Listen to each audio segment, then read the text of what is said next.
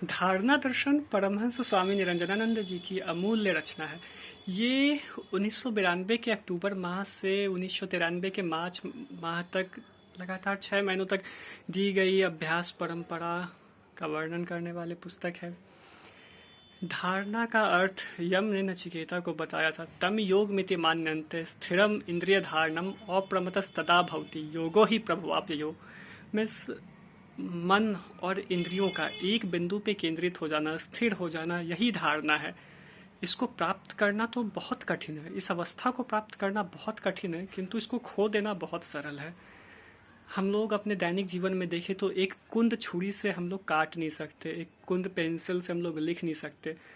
हम लोग को देख सकते हैं, अगर उसको धार कर दें तब फिर हम लोग उससे काट सकते हैं, या पेंसिल को अच्छे से अगर नुकीला बना दे, वन सेंटर्ड बना दे, वन पॉइंटेड बना दे, तो हम लोग उसको अच्छे से लिख सकते हैं।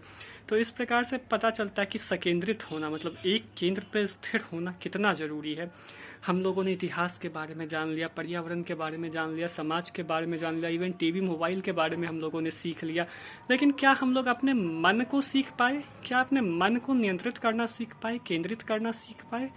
अगर नहीं कर पाए तो इसका परिणाम होता है तरह तरह के दुख विक्षेप, मन में तरह तरह के, सुबह उठ के देखो आप कितने तरह के विचार चलते हैं, रात में फिर अलग तरह के विचार, कभी सकारात्मक कभी नकारात्मक, कितने ही प्रकार से हम लोग परेशान होते रहते हैं। तो ये सब धारणा के अभ्यास से ठीक हो सकती है। और वर्तमान विश्व में धारणा सीखने के लिए जो योग का समाधि से पहले का एक अंग है, वो सीखने के लिए इस पुस्तक और स्वामी जी के ज्ञान से अमूल्य और कुछ नहीं हो सकता। इस पुस्तक को स्वामी जी ने 3 हिस्सों में बांटा है। पहला हिस्सा धारणा की यौगिक विधियाँ हैं, दूसरा धारणा की तांत्रिक विधियाँ हैं, और तीसरा जो हिस्सा है वो धारणा की उपनिषदीय प्रणाली है।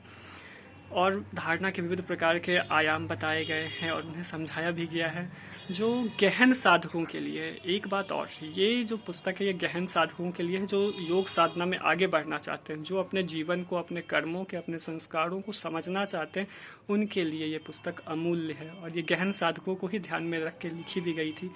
अगर आप साधना के मार्ग में आगे हैं तो एक बार इस पुस्तक को जरूर पढ़ें। हरि ओम तत्सत।